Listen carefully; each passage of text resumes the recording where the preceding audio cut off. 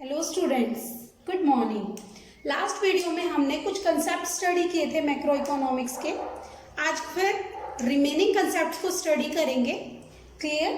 तो देखते हैं first stock and flow. Clear? इनका डिफरेंस मोस्ट इंपॉर्टेंट टॉपिक है।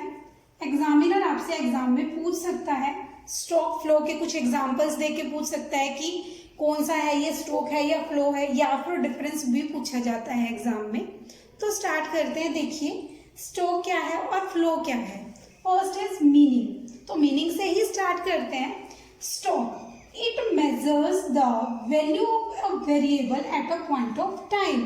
मीन्स किसी भी वेरिएबल की वैल्यू को किसी पर्टिकुलर पॉइंट ऑफ टाइम पे स्टडी करता है। पॉइंट ऑफ टाइम का मतलब क्या कि at present point of time, और ये क्या है a period of time, means किसी पीरियड को स्टडी करेगा।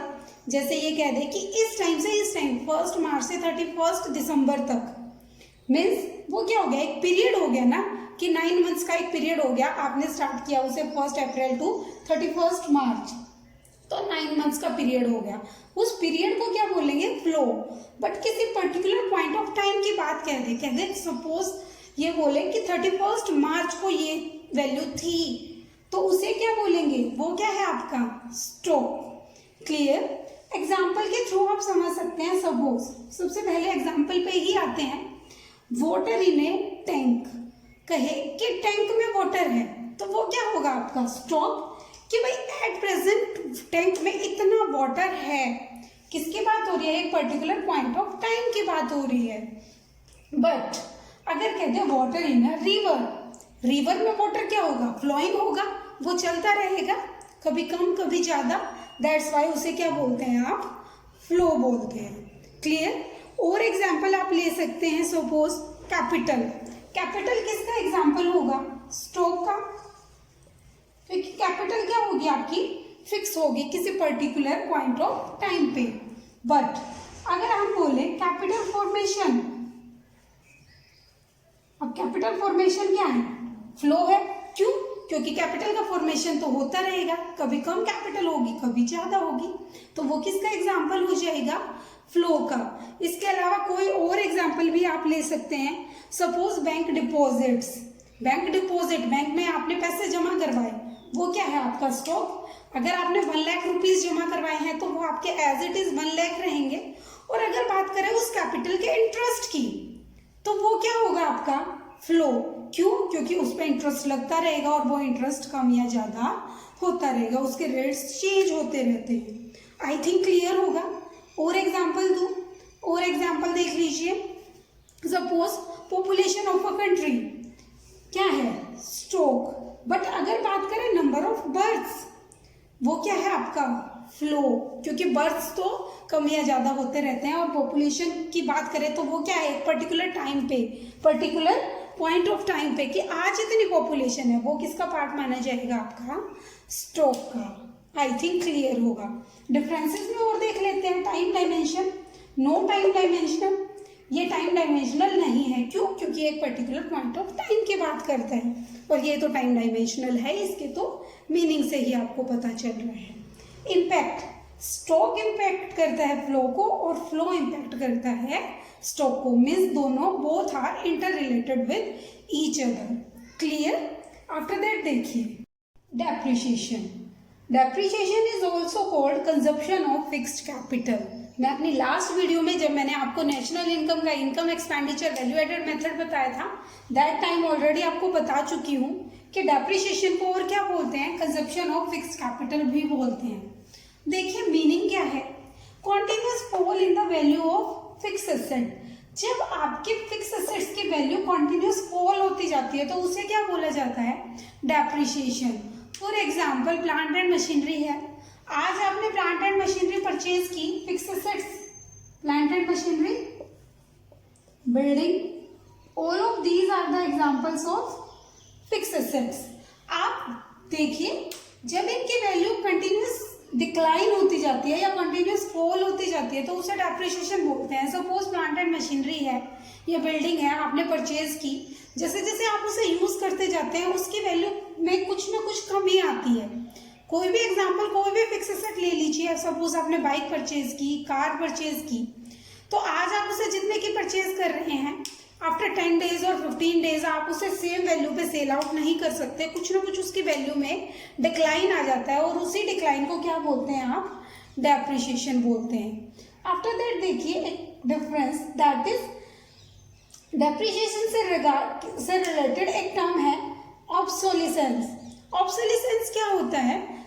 2 टाइप्स का होता है, एक्सपेक्टेड और अनएक्सपेक्टेड।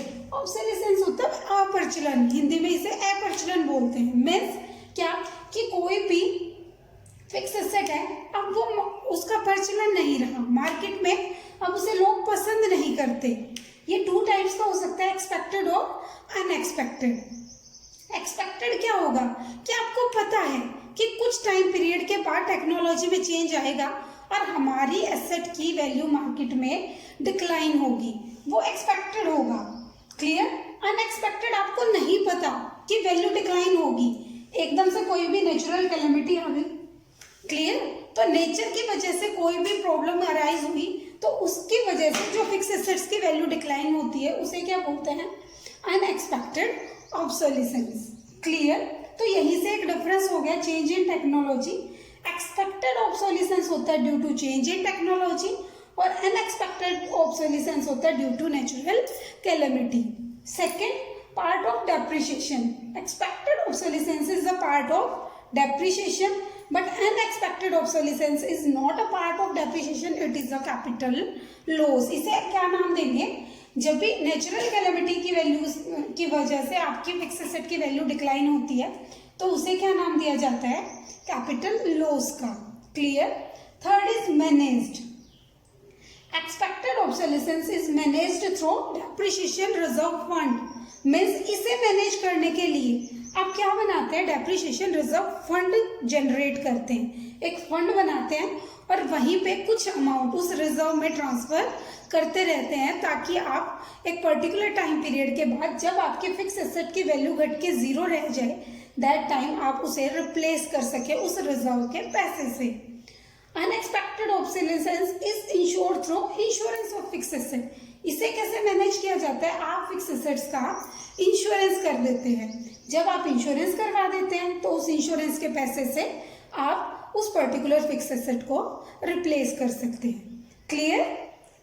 आफ्टर दैट देखिए gross investment and net investment. Gross investment क्या होगी? It include expenditure by the producer on purchase of new asset as well as expenditure on replacement of existing asset during an accounting year।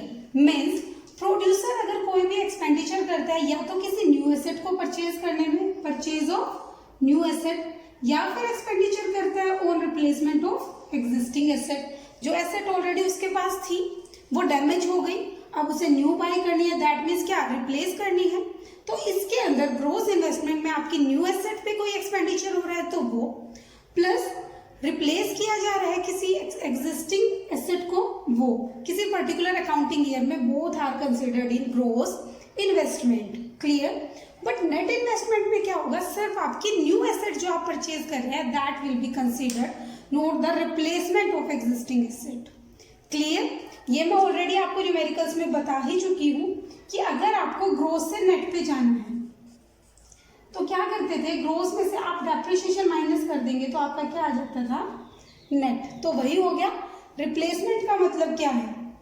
Replace means value of depreciation. Clear? After that देखिए 2 terms और हैं, factor payment and transfer payment. Factor payment क्या होती है? जो factor services provide करते हैं production में, वो कौन कौन से फैक्टर्स होते हैं? 4 फैक्टर होते हैं आपके, land, labour, capital and entrepreneur. Land, labour, capital, entrepreneur, in 4 factors of production को फैक्टर पेमेंट की जाती है। वो क्या है? लैंड पे क्या दिया जाता है? रेंट। लेबर को क्या दी जाती है? वेजेस। कैपिटल पे क्या दिया जाता है? इंटरेस्ट। और एंटरप्रेन्योर को क्या मिलता है? प्रॉफिट। क्लियर? तो ये चारों के चारों क्या है? Factor payment. डेफिनेशन क्या हो जाएगी?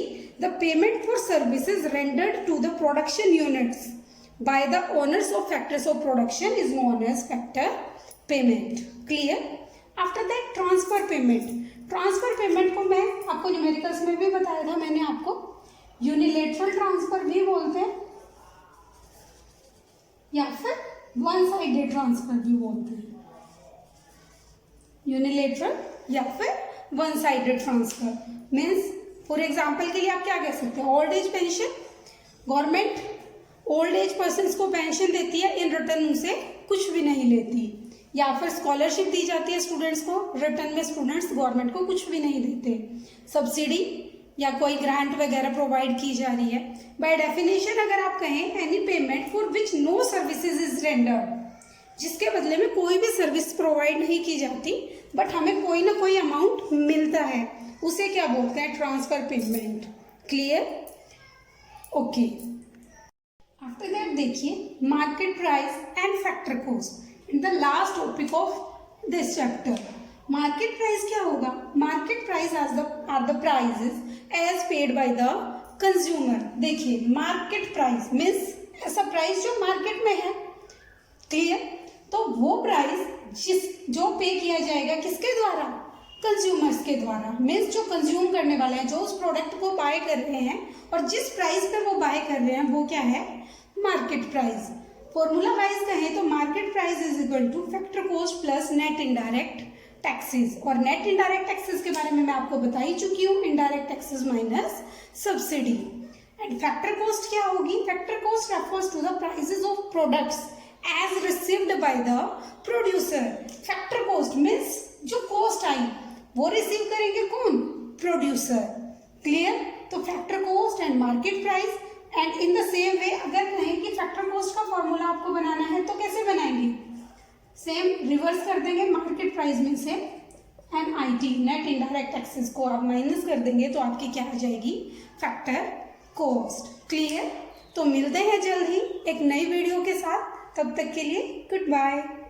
If you like this video, please subscribe the channel and share the video, and don't forget to press bell icon to receive notification for all videos. Thank you.